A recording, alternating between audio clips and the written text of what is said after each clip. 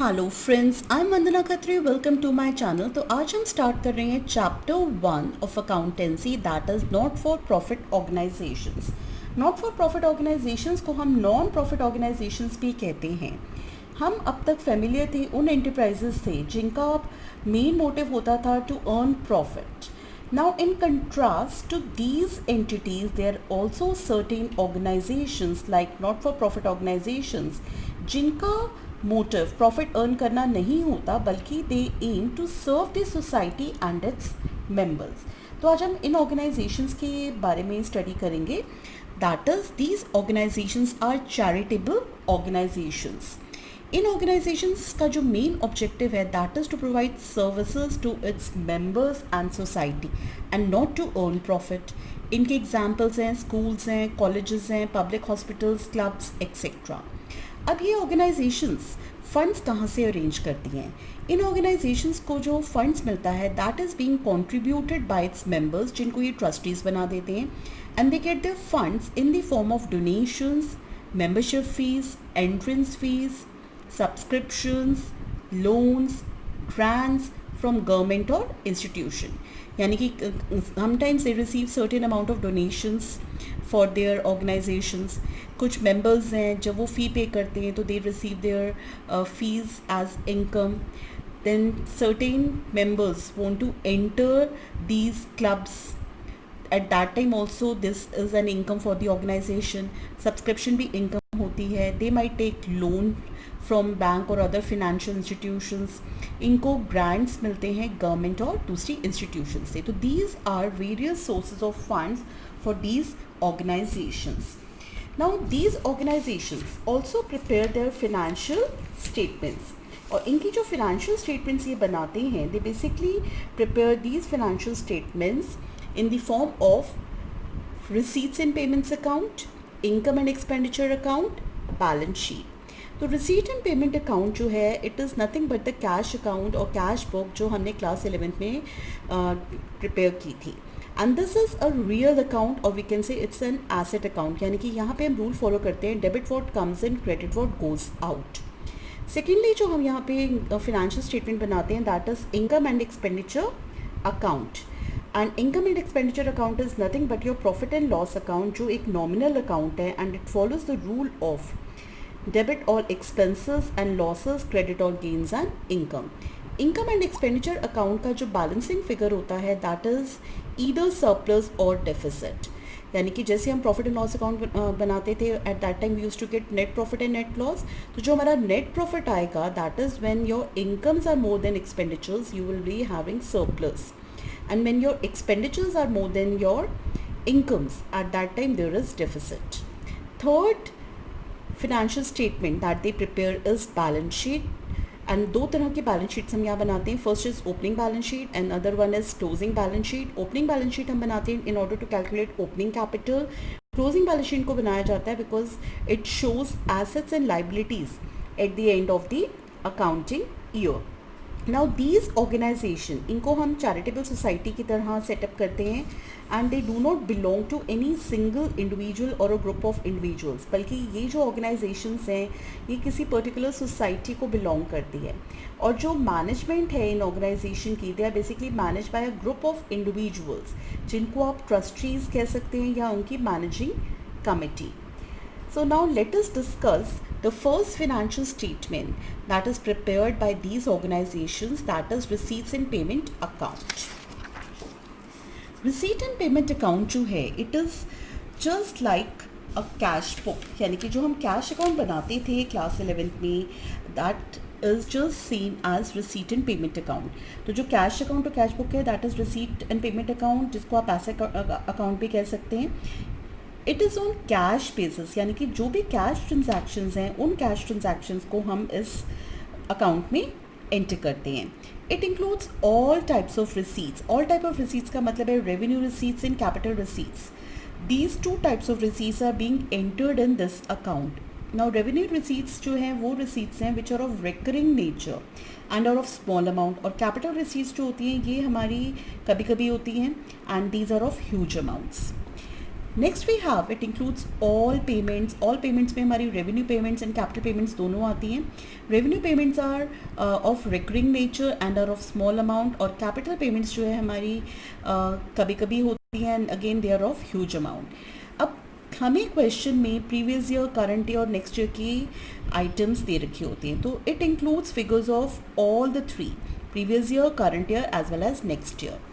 This account is a real account. इस account पे जो कुछ हमारी एडजस्टमेंट्स हैं which are not on cash basis, उनको हम एंटर नहीं करते, बिकॉज ये जो अकाउंट बना रहे हैं हम कैश बेसिस पे बना रहे हैं. Now these adjustments are outstanding expenses, prepaid expenses, accrued income, income received in advance, depreciation एक नॉन कैश आइटम है. तो यानी कि जो भी नॉन कैश ट्रांजैक्शंस हैं that we are not entering in this account because this account is made on cash basis. जो purpose है इस अकाउंट का that is to show amount received and paid during the accounting year, यानी कि accounting year में हमने कितना amount receive करा या कितना हमने पे करा, दिस अकाउंट शोज दैट. अब रिसीट एंड पेमेंट अकाउंट जो है ये does not show expenses and incomes for the accounting year, क्योंकि जो एक्सपेंसेस एंड इनकम्स हमारी अर्लियर पीरियड्स की है that is previous year and following periods that is next year, हम उनको भी शो करते हैं. तो beside payments of liabilities, capital receipts are also shown in this account. तो इसीलिए हम यहाँ पे कैपिटल रिसीट्स पे दिखाते हैं. ये अकाउंट जो है it does not show whether the not-for-profit organizations they are able to meet their day-to-day expenses out of its incomes or not. यानी कि जो उनको इनकम हो रही है क्या अपनी इनकम से वो अपने एक्सपेंसेस ओवरकम कर पा रहे हैं या नहीं, इस अकाउंट में हमें ऐसी कोई इन्फॉर्मेशन प्रोवाइड नहीं की जाती. तो this is one of the drawback of this account. Now let us see the format of receipt and payment account. Now receipt and payment account को हम कैश बुक की तरह बनाते हैं, कैश अकाउंट की तरह we will be preparing. Left side is debit side, right side is credit. Left side is receipts rupees and credit side is your payments rupees. ये account जो है ये ओपनिंग कैश बैलेंस से start होता है and it ends with closing cash balances. तो opening cash balance हमें question में गिवन होगा, cash in hand, cash in bank, हम दोनों को टोटल करके बाहर आउटर कॉलम में इसका अमाउंट लिख देंगे. It includes all types of receipts as I have already told you. तो रिसीट्स में हमारी 2 revenue receipts and 2 capital receipts आती हैं. एंड मैंने आपको ये भी बताया था कि यहाँ पे हम प्रीवियस ईयर, करंट ईयर और नेक्स्ट ईयर तीनों फिगर्स को इंक्लूड करते हैं. तो all these items we will be including. तो रेवेन्यू रिसीट्स में जो है हमारी सब्सक्रिप्शंस जो हम रेगुलरली रिसीव कर रहे हैं, membership fees, entrance fees, interest जो हम एफडी से अर्न करते हैं in bank. Then we have sale of old use new sports material. ये सारी जो है हमारी रेवेन्यू रिसीट्स हैं. और ये जो रेवेन्यू रिसीट्स हैं इनकम एंड एक्सपेंडिचर अकाउंट में हम इनको इनकम कॉलम में शो करते हैं. इनकम साइड पे you will be showing all these revenue receipts. Then we have capital receipts, यानी कि जो हमारी ह्यूज अमाउंट की होती हैं रिसीट्स. इसमें हमारा आता है लाइफ मेंबरशिप फ़ीस. अब लाइफ मेंबरशिप फ़ीस जो है अगर किसी पर्सन ने हमारी ऑर्गेनाइजेशन का मेंबर बनना है तो ही might pay 2 lakh rupees for becoming the member of the organization. तो ये ह्यूज अमाउंट की होती है एंड वन टाइम पेमेंट है. And then we have legacy. Legacy जो है ये डोनेशंस हैं जो हम रिसीव करते हैं from a person at the time of his death. तो ये भी हमें कभी कभी वाली रिसीट है and that is your that will be entered in receipt side of the receipt and payment account. Next we have sale of fixed assets. Fix asset भी हम कभी कभी ही सेल ऑफ करते हैं. स्पेसिफिक डोनेशंस ऑफ फंड्स में हमारे हैं tournament fund, match fund, prize fund, building fund. तो ये जितनी भी हमारी कैपिटल रिसीट्स हैं ये जो हैं हम एंटर करते हैं क्लोजिंग बैलेंस शीट में लाइबिलिटी साइड पे. अब यहाँ पे एक एक्सेप्शन है that is sale of fix asset. Sale of fix asset जो है ये एक्सेप्शन लिखी है मैंने यहाँ पे. ये जो है ये लाइबिलिटी साइड पे आप शो नहीं करेंगे, इसको आप सब्ट्रैक्ट करेंगे, माइनस करेंगे from the asset, from that particular asset जिसको आपने सेल ऑफ किया है.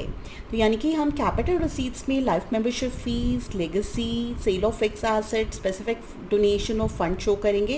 And these specific funds are tournament fund, match fund, prize fund, building fund. Next we have the credit side of receipt and payment account. Credit side पे हम payments show करेंगे. Payments भी हमने all types की show करनी है, that is all the revenue payments and all the capital payments.